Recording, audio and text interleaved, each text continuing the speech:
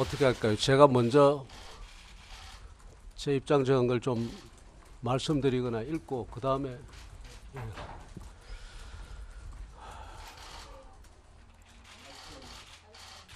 더 앞으로. 예. 마이크는 방송용입니다. 아, 그래? 응. 네. 존경하는 국민 여러분, 이 부족한 사람이 국무총리 후보 지명을 받았습니다. 많은 분들이 의아해 하시리라고 생각합니다. 바로 어제 거국 중립 내각을 주장하고 국회에서 국무총리를 선출하는 것이 옳다고 주장한 사람이 어떻게 이러한 선택을 했을까 물으실 겁니다. 또 많은 분들이 저에게 묻습니다. 국민적 분노가 들리지 않느냐? 왜 박근혜 대통령 방패막이를 하려 하느냐? 같이 하야를 외쳐도 시원치 않은 사람이 도대체 왜 그러느냐? 지명받는다는 게 얼마나 큰 비판과 비난의 대상이 되는지 몰라서 그러느냐? 이렇게 묻습니다. 국민 여러분, 잘 알고 있습니다. 하지만 국정이 붕괴되는 상황을 보고 그대로 있기가 힘들었습니다. 냉장고 안의 음식은 냉장고가 잠시 꺼져도 상하게 됩니다.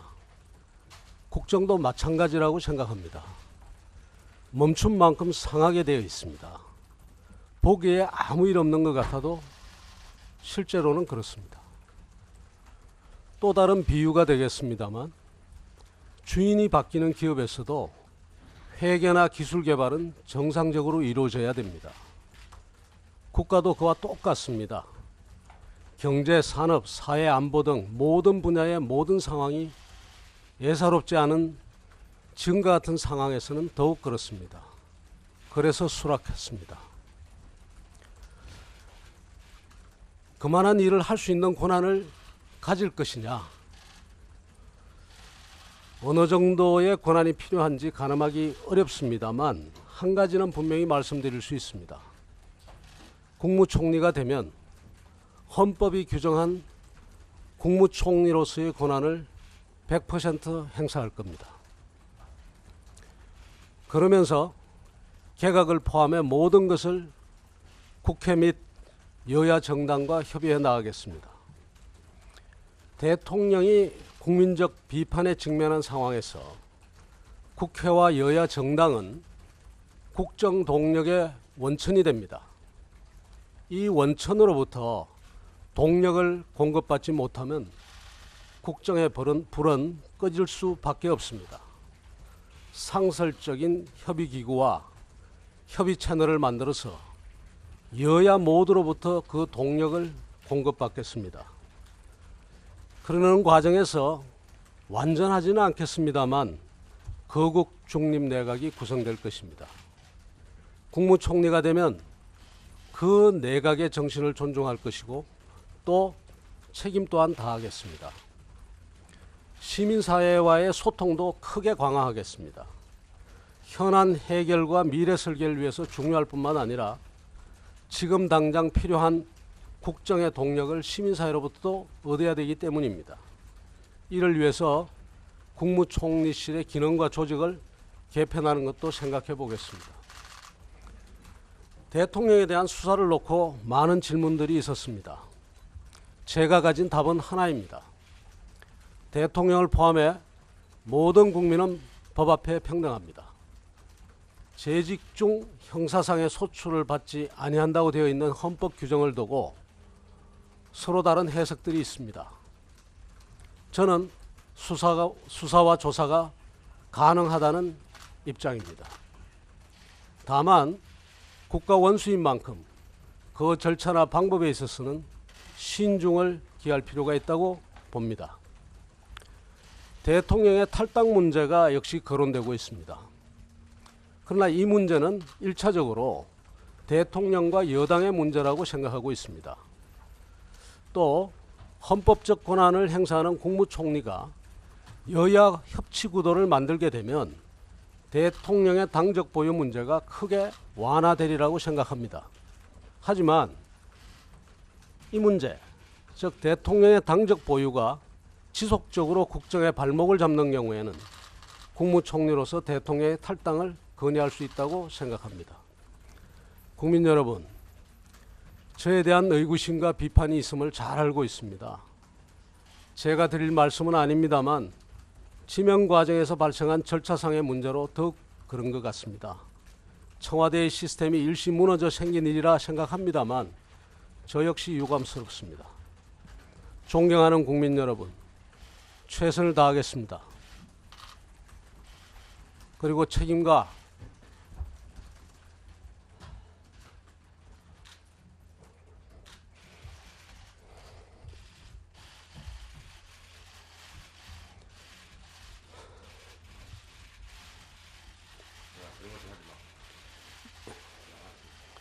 역사적 소명을 다하겠습니다.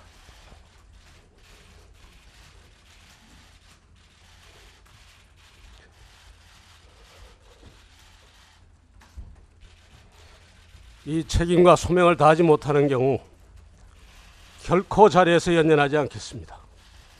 감사합니다.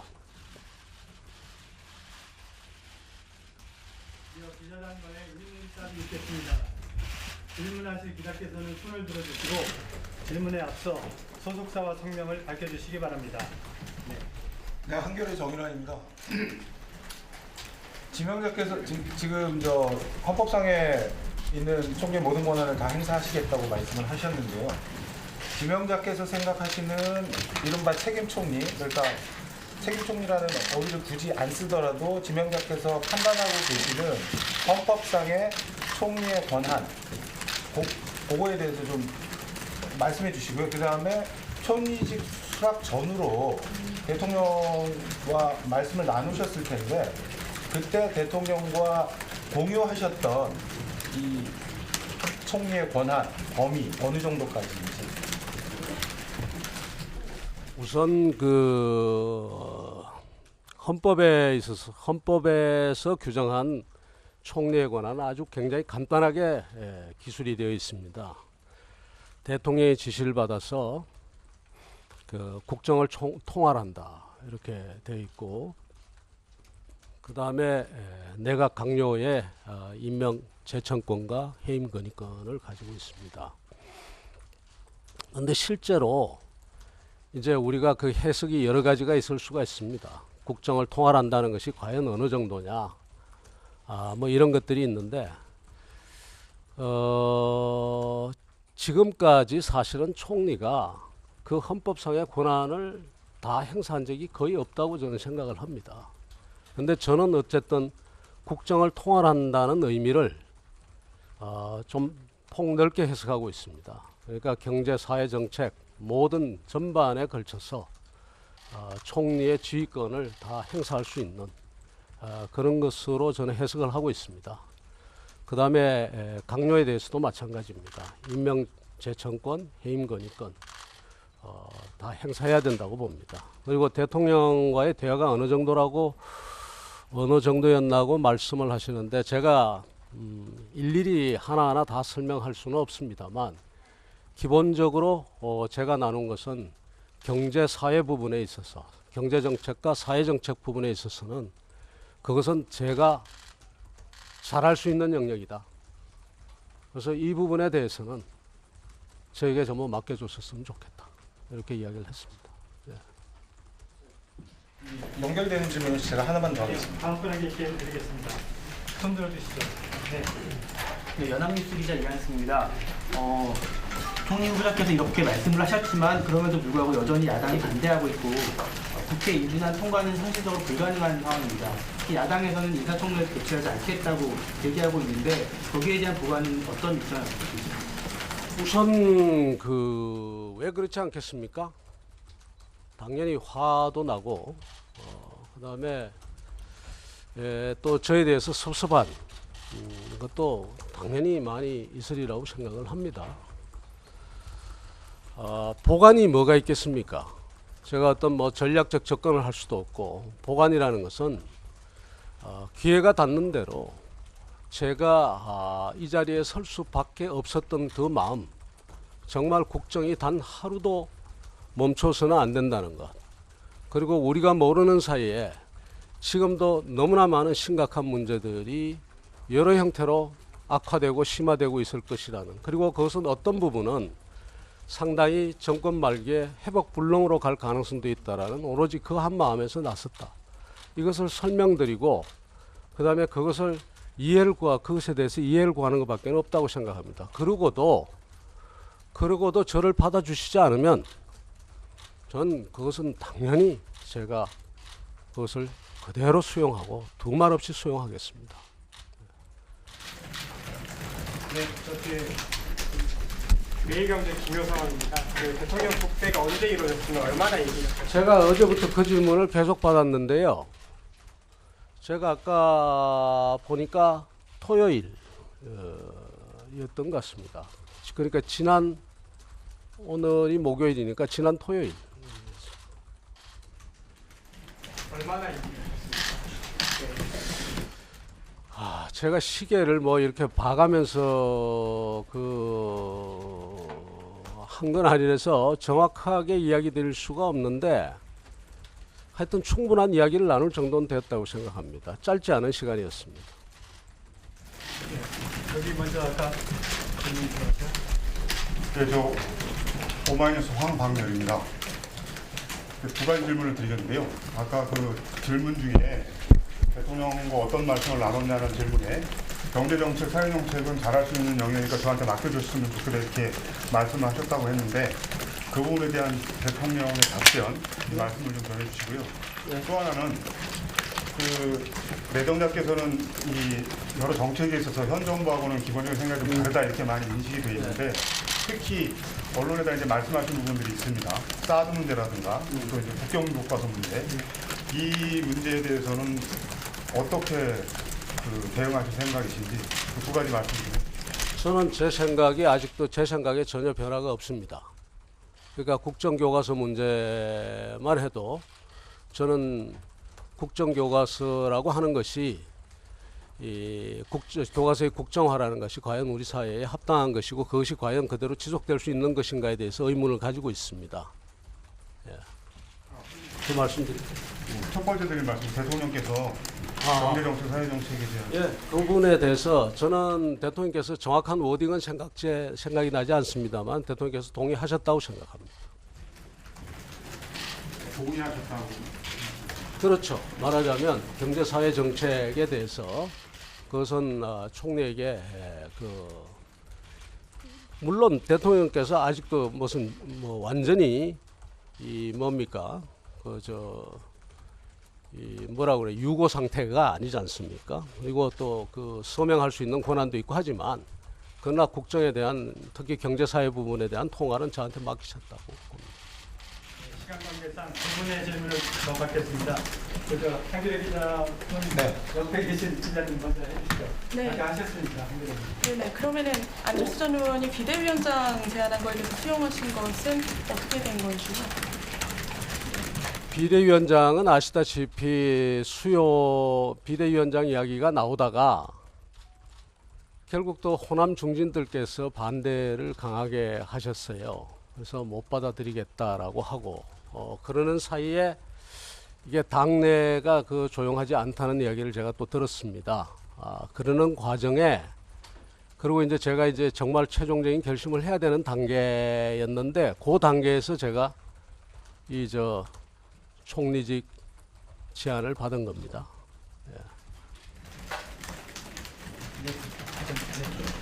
그래서 MBN 오주혜 기자입니다. 그 전에 이 자리가 상처 많은 자리라 결단까지는 아무래도 어려우셨을 거라고 알고 있는데요. 국정 운영도 중요하지만 지금은 사태 수습이 가장 최우선이라고 생각합니다.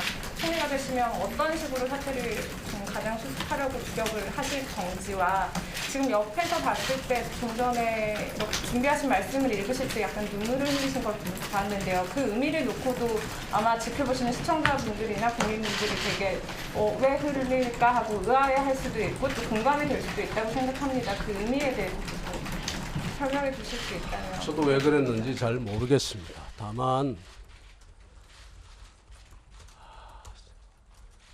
참여정부에 참여하면서부터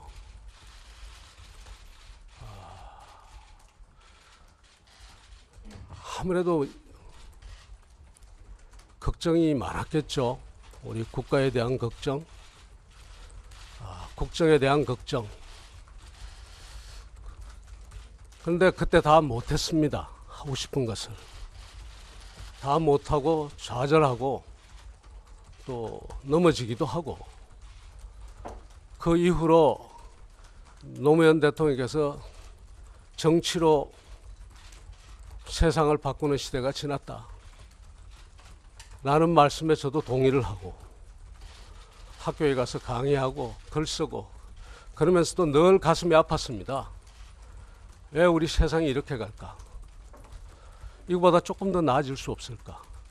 그래도 저는 무력해서 아무것도 할 수 없다고 생각했습니다. 근데 이번에 또다시 이런 사태가 터지면서 저는 대통령이 옳고 그르고 하는 문제보다 곳곳에 우리 사회에 지금 잠재된, 말하자면 우리가 북핵 걱정을 많이 합니다마는 북핵 이상으로 우리 이 속에 저도 해결하기가 힘들겠지만 곳곳에 우리 생활, 우리의 삶을 파괴할 만한 그러한 핵들이 곳곳에 놓여 있는 것을 느끼고 있습니다. 그 무력감을 느끼던 차에, 고민하던 차에 대통령께서 당신이 경제사회 정책을 중심으로 해서 좀 할 수 있느냐 이야기를 해보니까 정책적으로 다른 부분도 상당히 많습니다. 지금 국정교과서 이야기를 하셨습니다만 국정교과서뿐만이 아니라 재정 문제에 대해서도 서로 의견이 다를 수가 있고, 또 사드 문제에 있어서도 의견이 서로 다를 수가 있습니다. 그러나 한편으로는 이쪽이 옳은 것 같기도 하고 또 저쪽이 옳은 것 같아요. 제가 제 소신을 포기할 전혀 의사가 없습니다만, 또 한편으로는 저렇게 보시는 수도 있구나, 이렇게 하면서 제가 할 수 있겠다라는 생각을 했습니다. 정책을 집행해야 되는 건데 예. 대통령과 총리가 이 핵심적인 정책에 대해서 생각이 다르면 그게 원만한 그러니까 지금 총리 자리에 앉으시는 것도 굉장히 어렵지만 앞으로의 우리 국정이요, 대통령과 총리의 뜻이 맞다고 해도 국정은 어렵습니다. 왜냐하면은 앞으로는 협치 구도가 아니면은 어떤 형태도 우리 국정이 제대로 돌아갈 리가 없습니다. 당연히 야권과 그다음에 아주 그 극단적인 한쪽과 또 다른 한쪽과 그다음에 중간 모든 사람이 같이 앉아가지고 같이 협치를 하지 않으면 안 되는 구도이기 때문에 단순히 대통령과 총리의 의사가 안 맞는 이 정도가 문제가 아니라고 봅니다. 더 큰 문제가 우리 정치권의 여야 정치권 시민사회에 이걸 다 모아야 되는데, 우리가 큰 뜻을 가지고 큰 그림을 그리다 보면은 서로가 조금씩 양보하는 협치의 그 정신이 살아날 거라고 봅니다. 그렇기 때문에 저는 두 사람, 이 대통령과 총리 사이에 의견이 다소 다른 게 있다 하더라도 충분히 그 뒤에 여당이 들어오고 야당이 들어오고, 특히 총리가 중심이 돼서 내정을 하기로 했으니까 저는 여당과 야당과의 그 협치 구도를 만들면 그 속에서 큰 그림 속에서는 서로 용해될 것이 많다. 저는 그렇게 봅니다. 오늘 청와대 인사수석이 국회 예결위에서 이런 말 했습니다. 보도에 나오는 대로 내치는 총리, 외치는 대통령이 하는 식으로 구분이 현행 헌법에서는 가능하지 않다고 본다. 이원 집정부제를 현행 헌법에서 보장하고 있지 않은 것이니까 대통령하고 새로 오는 총리님의 대화나 역할 분담 통해 구분되리라 생각한다. 어제부터 계속 외치, 내치 이렇게 갈랐는데 지명자께서도 경제와 사회 분야는, 그러니까 말하자면 내치 분야는 지명자께서 하시는 것으로 이해하고 계시는 것 같은데 여기서는 그건 아니거든요. 또 인사수석이 오늘 예결위에서 한 말은 아마 큰 차이가 없을 겁니다. 말하자면 형식적인 차원에서 대통령이 완전히 말하자면은 무슨 결재권도 행사할 수 없는 그런 상태로 가는 건 아니다.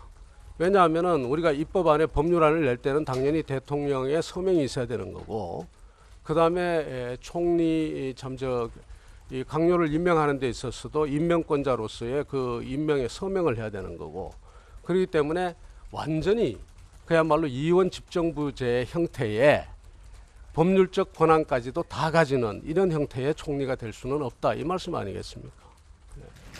하이틴 국민석입니다. 이상으로 그 총리 내정자로서 최순실 사태의 본질이 뭐라고 생각하시는지 말씀을 해주시고요. 그 총리 내정자께서 소신이라고 밝히신 게 어떤 상황에서도 국정은 중단돼서는 안 된다. 이게 소신이라고 밝히셨는데 이 정도의 국정, 이런 헌정이라면 중단되는 게 맞다는 민의도 상당하거든요. 그 부분에 대한 의견인가요?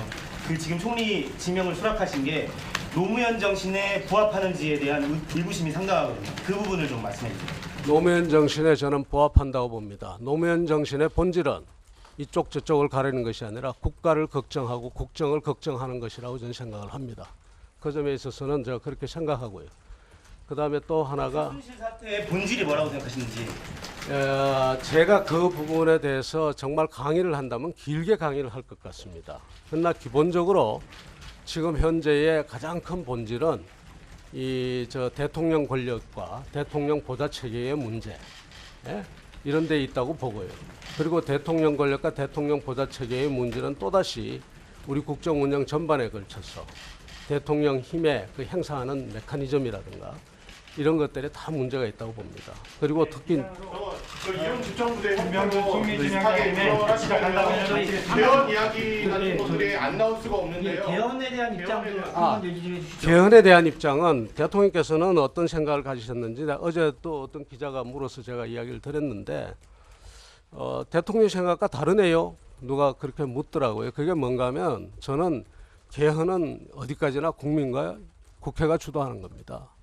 그래서 대통령이 주도하는 개헌은 저는 제 개인으로서는 그것이 옳지 않다고 봅니다. 그래서 어느 기자분이 저한테 그러더라고요.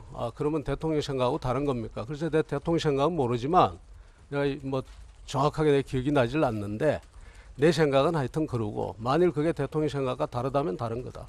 그러니까 개헌을 임기 중에 추진하실 거라는 얘기인가요?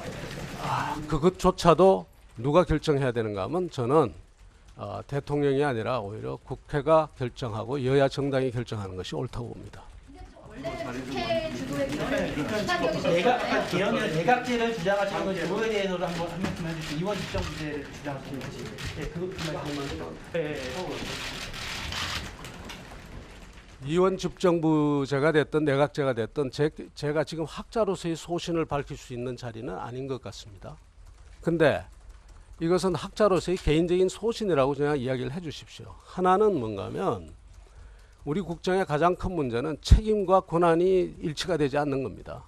책임과 권한이. 그러니까 대통령은 실제 움직일 수 있는 그 권한과 권력의 베이스보다는 책임이 크고 국회는 입법권이라는 상당한 권한을 가지고 있으면서 거기에 비해서 책임이 저는 좀 약하다는 것이 제 소견입니다. 이 두 개를 완벽하게 일치시키는 것은 그것은 내각 책임제입니다. 내각 책임제가 완벽하게 집권을 하면은 바로 국회의원들이 다 책임을 지는 근데 문제는 우리 사회에 경제력 집중의 문제가 있습니다. 경제력이 워낙 집중되어 있기 때문에 그 경제적 자원이 정치적 자원으로 전환될 가능성이 크기 때문에 그 경제적 자원에 대한 통제를 어떻게 확보하느냐와 함께 그 다음에 내각제가 논의돼야 될 거고요. 그 다음에 그게 안 되면 이원 집정부제 구도로 저는 상당한 고민을 해봐야 될 것이다. 이렇게 생각합니다. 감사합니다. 보아일보 강경수에서 마지막 하나만 여쭤볼게요. 예전에 노물 표절 때문에 한번 낙마하신 경험이 있는데 그때 상황에 대해서 지금 다시 한번 입장을 밝혀주신다면? 이거 진짜 정말 이것만 하고 제가 일어서겠습니다. 그 표절은 여러분들 아시다시피 저는 표절하지 않았습니다. 그래서 오죽했으면 표절을 했다 해서 제가 표절을 했는지 안 했는지를 청문회를 하자고 해서 제 스스로 청문회를 요청했습니다. 그 청문회에서 나온 자료들이 아마 그 당시에 청문 자료가 다 보실 수 있다고 생각합니다. 그것은 날짜를 잘못 확인하고 그 다음에 제 박사학위 논문을 안 보고 이제 이런 과정에서 나온 저는 오해라고 생각합니다. 감사합니다.